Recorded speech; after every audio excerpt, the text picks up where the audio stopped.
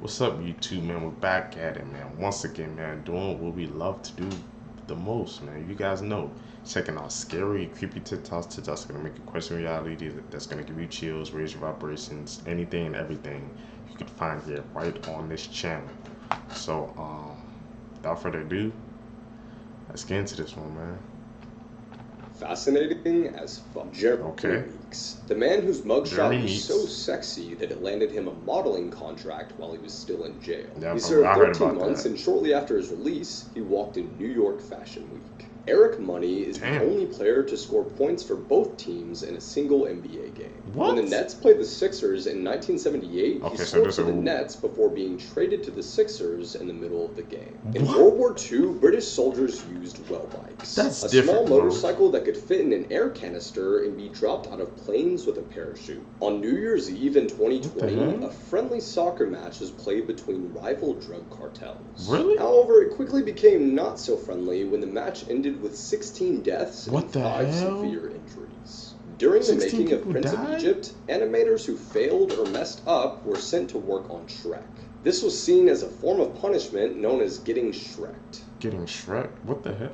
This mother and her 10-month-old baby were murdered by the cartel. 16-year-old Alyssa Perez was found deceased holding her 10-month-old baby, Nicholas, in a ditch in Tulare, California. Officers arrived to the home around 4 a.m. after someone called police about a large number of gunshots. When they entered the home, they found another victim in the doorway, and there were 3 more bodies inside, including an older woman. All the victims were murdered by a gunshot to the head, and 2 other women actually survived by hiding in a nearby trailer. It's been said that Alyssa tried to run away with her baby, but then she was found and murdered. Investigators believe that this was a gang-related attack and that they were trying to send a message. But after further investigation, police records revealed that the week prior, a search warrant was done on the property and guns, marijuana, and meth were found, which is why they concluded that this crime was drug-related. Police also mentioned that the manner and swiftness of the killings suggested that the men were experienced in murder.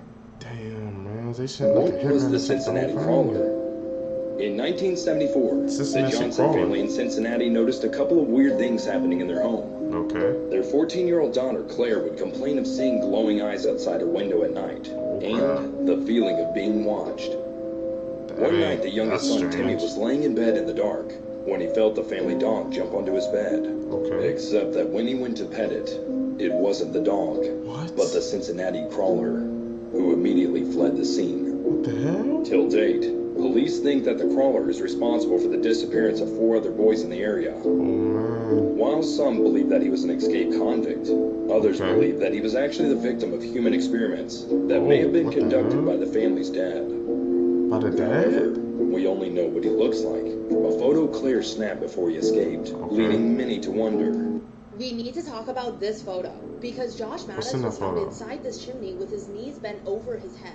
And he had been there for 7 years. So what happened to him and how did he end up stuck inside a chimney for that long? Allegedly, Josh went out on a walk one day and completely disappeared. Until one day, a builder from Colorado Springs wanted to demolish his old abandoned cabin. And that's when Josh was found curled up and mummified inside the chimney. But the strange thing is, even though his body was found with its knees bent over his head, there were no injuries or broken bones. The coroner who performed Josh's autopsy believes he crawled up the chimney himself. And he curled up in that position to protect himself from something. But this case gets even more bizarre from here. Not only was Josh found in such an unnatural position, but he was found only wearing a thermal suit. The rest of his clothes were in the cabin, neatly folded. So why would he fold up his clothes and then crawl up the chimney? The chimney also had a heavy steel mesh grate built into it. So it would have been impossible for anyone to slide back down the chimney. Many people disagree, but this terrible incident was eventually ruled as an accident. Even though we'll never truly know what Josh wanted to protect himself from by crawling up the chimney.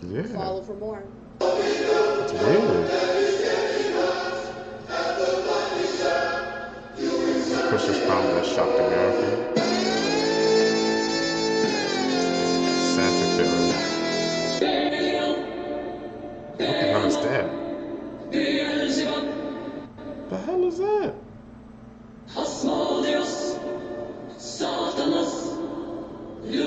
Is he If you're thinking about ignoring your gut instinct, here are 3 reasons why you should trust it. BuzzFeed user Vodka Sunshine said that when she was in college, there was this really cute guy in one of her classes. A week or 2 in, they had to work together on a small project, and she was pretty excited about the opportunity to get to know him. After speaking to him, though, she got a really bad vibe from him, but nothing specific that she could put her finger on. She said that she lost all attraction to him and knew that she should keep her distance. A month or 2 later, their teacher announced that the guy had been arrested for murdering a girl he was dating. Reddit user Helios21 said that he was at a club on a boardwalk with some buddies in Puerto Rico. He said that he just didn't feel right and he told them that they should leave. They fussed and moaned, but eventually they all left. Before they even hit the parking lot, a massive shootout broke out inside the club. The front door guy was shot to death, and a few of the people inside were as well. It was literal pandemonium, people screaming and running everywhere. The ride back to their place was quiet, but they all knew they got really lucky that night. Reddit user TV said that over 20 years ago, when he was 17 or so, 2 of his buddies came to pick him up to get the night started. He got in the back of their car, but as soon as he sat down,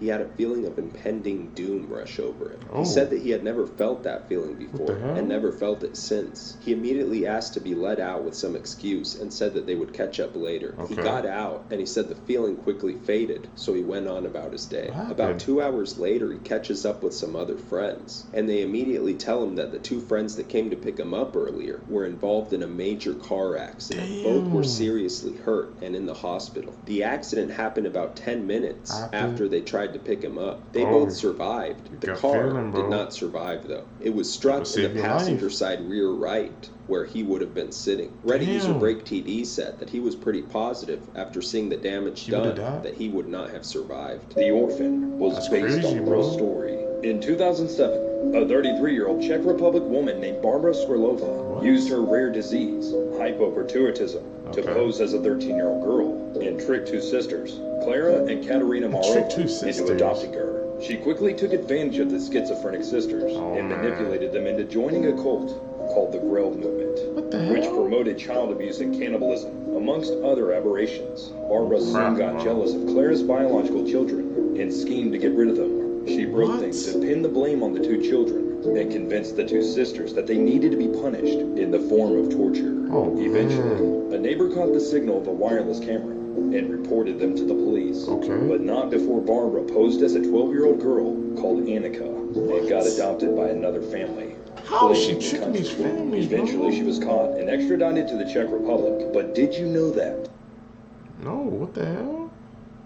She's pretending to be 12, 13. Explain the backstory of your viral videos.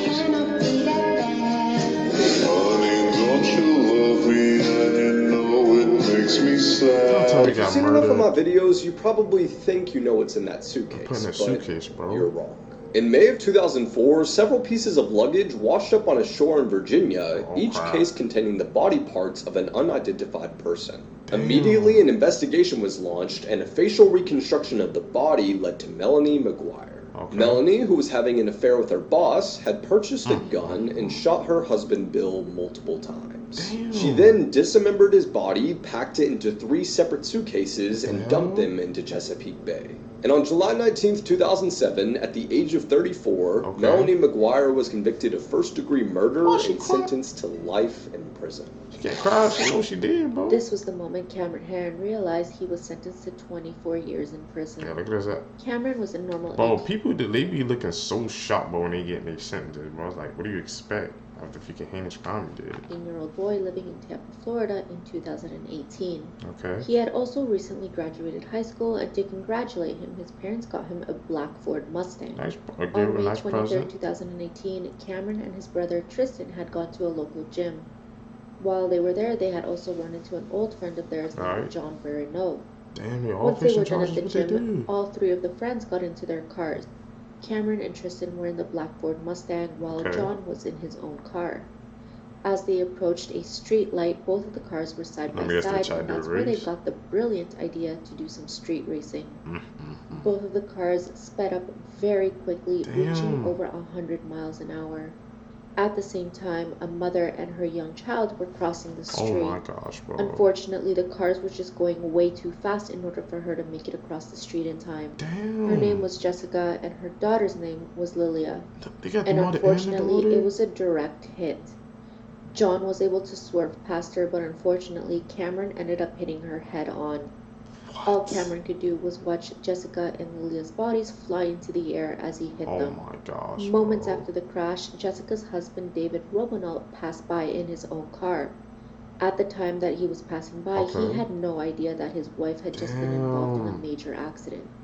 He noticed there was a huge crowd of people looking at the accident, but he just wanted to get home and hope that no one had gotten hurt too badly. David then tried to call his wife, but she wasn't answering, and when he went home, she wasn't there either. He then figured that she must have seen the accident, so he went to go see for himself. Damn. And when he got there, that's when he noticed that his wife and baby stroller was right there in the middle of the street. Immediately, chills went down his spine when he realized that his wife and daughter had been the victims of this horrible accident. Unfortunately, Jessica passed away the same day as the accident, and Lilia tried to fight, but she passed away the following day. Damn. Immediately, both Cameron and John were charged since they were the ones because driving. they tried to do some street John racing, took a plea deal and was given 6 years in prison with 15 years of probation. Cameron took an open plea, but to his surprise and his family's surprise, he was given 24 years in prison. And right away, people were absolutely torn about this decision. The judge believed that Cameron had shown no remorse, and he also had a history of racing recklessly. Meanwhile, supporters of Cameron believed that the punishment was way too harsh, considering that he was 18 years old when the entire thing happened. And today, he's still in prison. Let me know what you guys think. It's time for Cookies and Crime. We're still on the topic of love or lack thereof. And this case is Clara Harris. Clara Harris was a Colombian immigrant and was named Mrs. Columbia Houston and worked as a dentist. She married David Harris on February 14, 1992. Coincidence? I think not. David was an orthodontist, and together they owned a chain of dental offices. They had successful businesses, and the couple was able to afford an upscale home and lifestyle in Friendswood, Texas. On the outside, they seemed happily married. They had 3 kids, a nice house, and a couple of expensive cars. Life was great right up until David admitted he was having an affair with his former receptionist. Desperate to keep her husband, Clara tried everything to win him back. She quit her job and began working out. She dyed her hair, worked on her tan, and even scheduled a breast enhancement surgery. But when her plans failed, she got even more desperate. Clara hired a private detective to tail the 2 lovebirds, and on July 24, 2002, she got a call. The investigator had followed the couple to the Nassau Bay Hilton in Houston. And to add insult to injury, that's the same hotel where Clara and David had gotten married. Not where you got married, that's where you got grabbed her keys and her 16-year-old stepdaughter, David's biological daughter, and sped off in her Mercedes. When she reached the Hilton, Clara stormed inside the lobby and attacked her rival, tearing at her until they were escorted outside by hotel security. Still on a high of adrenaline and furious, Clara rushed back to her car, and as the adulterers walked away outside, she hit the gas, with her stepdaughter in the car. The car slammed into David, sending him into the air, and even before touching the ground, Clara hit him again. This time, she waited for David to land before running him over. Oh my gosh, Ironically, her private investigator was there and had recorded the whole incident. Clara's daughter spoke against her having been in the car. She was found guilty of murdering her husband. And she did it with his daughter in the car. She was sentenced to 20 years in prison, the maximum sentence allowed by the jury's sudden passion finding. The murder was ruled a crime of passion. I don't know about you guys, but I find the ruling of crime of passion so interesting because it's a ruling that considers people's emotions and how sometimes it's so uncontrollable it makes us do crazy things. Clara was released from parole May 11th, 2018, and was released from parole this month. That's crazy. This is part 2 on the case of 16-year-old Susana Morales and how a police officer has been accused of murdering her. Near Susana's body, police found that belonged to 22-year-old Miles Bryant, who was currently a police officer for the Doraville Police Department. When detectives discovered that a police officer was found near the crime scene, they were very confused. I mean, this can't really be a coincidence. They start looking deeper into Miles, and that's when they discovered that on July 27th, Miles actually reported his as missing. He claims he accidentally left his truck unlocked and that someone broke into the truck, they stole his weapon, they stole his military ID, and they also stole his wallet. Now, Miles filed this police report at around 11 a.m. on July 27th, just 2 hours after Susana's family had reported her as missing. Now, what are the odds that this guy's weapon was stolen 2 hours after Susana was reported missing? And then that same weapon was found near Susana's body. Just didn't make sense, so detectives looked further into him, and that's when they discovered that Miles Bryant actually lived at the Sterling Glen Apartments, the same apartments that Susana was at the night that she disappeared. Not only did he live there, but he also worked as a courtesy security officer for the building.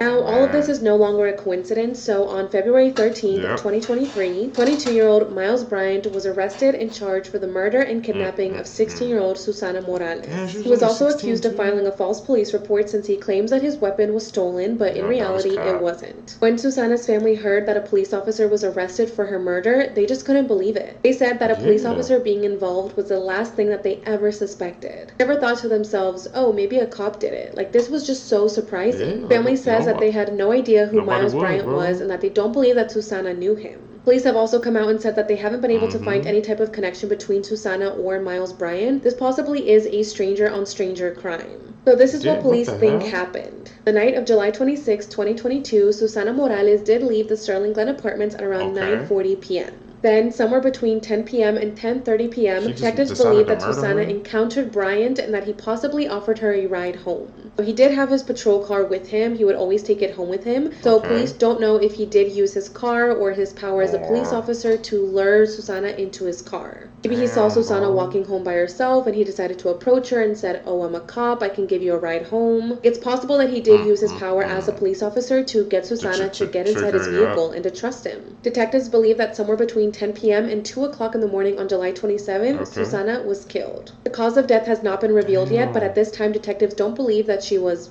Yes, the weapon was found near her body, but they don't believe that's what killed her. As police dug further into Bryant, they discovered that he had a history of stalking and harassing women. For now, Bryant remains behind bars, and I just really hope that Susana Morales gets the justice that she deserves. Buster Murdaugh has finally put out a statement. Buster is the son of Alec Murdaugh, a former South Carolina lawyer who was recently convicted of murdering his wife and son, aka Buster's mother and brother. Buster testified for his father's defense in the trial. But there have also been a lot of rumors and suspicion around Buster's involvement in the death of a 19-year-old man, Stephen Smith. Stephen Smith was found dead on the side of the road on July 8th, 2015. One pathologist said that it seemed that he had been hit by a vehicle. However, the team that responded to the scene said that there were no vehicle debris, no skid marks, or injuries consistent with someone being struck by a vehicle. There was no real evidence that he was struck, but his death basically was ruled accidental. About 2 years ago, when investigators started looking into the deaths of Maggie and Paul Murdaugh, they also reopened the investigation into Stephen Smith's death. This was because of information that they learned while investigating the murders. There has recently been a lot of suspicion online that Buster and or Paul could have been involved in Stephen's death. Since then, Stephen's family have raised money to exhume his body and do a private independent autopsy. They are seeking a new, unbiased look at his body and an accurate determination of his cause of death based on facts. This will be happening soon, and they are hopeful that he will get connecting to the crime, bro? Since Buster's father was convicted of the murders, there's been a lot of suspicion around him and his potential involvement in Stephen Smith's death. Nothing has been proven, and it's all alleged so far. But today, Buster Murdaugh came out with a statement. What's the statement? He said, I have tried my best to ignore the vicious rumors about my involvement in Stephen Smith's tragic death that continue to be published in the media as I grieve over the brutal murders of my mother and brother. I love them so much and miss them terribly. I haven't spoken up until now because I want to live in private while I cope with their deaths and my father's incarceration. Before, during, and since my father's trial, I have been targeted and harassed by media and followers of this story. This has gone on far too long. These baseless rumors of my involvement with Stephen and his death are false. He continued, I unequivocally deny any involvement in his death, and my heart goes out to the Smith family. I'm requesting that the media immediately stop publishing these defamatory comments and rumors about me. So as I said, everything that has come out about Buster's potential involvement in Stephen's death is alleged. Nothing has been proven. Hopefully the new independent autopsy will provide some answers and clarity as to what happened to Stephen. And hopefully if he was killed by somebody and his death was not an accident, he will get justice. This is the story of Calicia William, a 16-year-old girl murdered while recording what would be her last TikTok video. Damn, disclaimer: the video is to bring awareness to Calicia Williams' story and meant to cause no harm. Please pray for the friends and the family of the victim. Atlanta, Georgia gained national news in 2020 after a horrifying death of a young girl. In December 2020, Calicia Williams, a 16-year-old high school student, received an invite to a party that was going to be held at an Airbnb. This party would be chaperoned by an adult. Calicia's stepfather, Ronnie Savoy, encouraged her to go to the event, since she had been confined to her house since the lockdown due to COVID-19. Just to get out. Supposed to be at an Airbnb with a couple of more friends from school and the mother. They'd have done this once before, so we was a little comfortable of letting her go the second time. And we spoke to the mother, and she said she was going to be there. It's going to be chaperone, it's going to be a control party. Calicia's mother agreed with her daughter getting some time out of the house and enjoying herself. The chaperone informed Calicia's parents that the event would be an Airbnb party for children, and that she would be responsible for everything. The parents felt at ease and decided that sending Calicia to spend the night would be good for her. At 12:02 a.m., Calicia is seen performing a dance routine in her TikTok video when someone suddenly entered her room without knocking. The teen looked shocked and afraid, then suddenly stops filming her video. The sound of gunshots could be heard from her room a few minutes later. Partygoers were unaware of what happened to Calicia. They didn't even know. 2 guys discovered Calicia on the floor of her hotel room. They carried her to the elevator while she holding jumped her from back behind and supporting her legs. She was looking shocked. As of 12:27 a.m., authorities had been notified about an earlier disturbance at Hyatt Regency. Following their arrival, the cops went to check on Calicia. She wasn't breathing and had no pulse. She was then transferred to the hospital, where she remained for some time. The medical staff tried to save Calicia's life, but were unsuccessful. The 16-year-old was pronounced dead in the hospital. Calicia's parents called the chaperone to check on the well-being of their child, but were only informed about their child's death 8 hours after she passed. It was a shock to Calicia's parents to learn of what had happened to their daughter. They were enraged because the chaperone had failed to tell them sooner of the occurrence. The hotel room was in her name, so I feel like... Did someone just like rush her, bro? Like she should be held accountable for my daughter's death as well. They didn't learn the group was staying at a Hyatt Regency until they received a horrific call the next day. Like, this is the morgue. And I was like, the morgue? They was like, yes, ma'am. They was like, well, we're waiting on your daughter's body to come through. I didn't even know, bro. I'm like, whoa. Calicia's parents say that call didn't come until 8:45 Like, imagine I know 8 hours you don't know what happened to your damn daughter, bro. You think she's at a party having a good time, but she's dead, the party had moved to Hyatt Regency Hotel instead of the Airbnb she wasn't notified. that was previously discussed. The parents felt like the chaperone should be held accountable for the tragedy that happened to their daughter, since she took responsibility for the safety of the children at the party, and her parents only allowed Calicia to attend the party on the assurance that the chaperone would look after her. So you think the chaperone should face some form of punishment? Anthony Grant, the police spokesman of the Atlanta Police Department, reported as follows. Preliminary investigation suggests that the victim was inside of a room at the Hyatt Regency with a juvenile male companion. A verbal dispute occurred between both parties, which resulted in the juvenile male fatally shooting the victim. The juvenile is a 16-year-old boy, but identity is being concealed. The 16-year-old boy was taken into custody by Atlanta police and taken to Atlanta police headquarters for additional questioning. At this time, the boy admitted to shooting Calicia after they got into a heated argument. Police then arrested the boy and charged him with felony murder, aggravated assault, and possession of a gun by someone younger than 18 years of age. The defendant is now being tried in an Atlanta court pending the court's ultimate judgment. Calicia's parents also hold the hotel staff responsible for her child's death, and they protested outside of the Hyatt Regency Hotel along with supporters to express their outrage at the hotel's negligence that resulted in their daughter's death. I want the surveillance footage of what happened. She deserves to see. Deserves to know. That's crazy, man. YouTube, that's it, man, for this video for you guys today, man. Like I said, it's always up to you guys to decide whether the clips we review at is it fake or is it reality. Like I said, guys, we're trying to grow our community together, man. So I just need you guys to do 2 super things. Hit the subscribe button, man. Hit the like button, man. It's just gonna push us so more people can see our videos, man. Like I said, we're trying to build our community up together, man. I know it's gonna take some time, but I just need your guys' help, man. I know we can do this. Hopefully you guys join me in my journey, bro. I love reacting to this type of content, man. Just bringing a new awareness to these new cases and situations and stuff. I'm out. Peace, YouTube.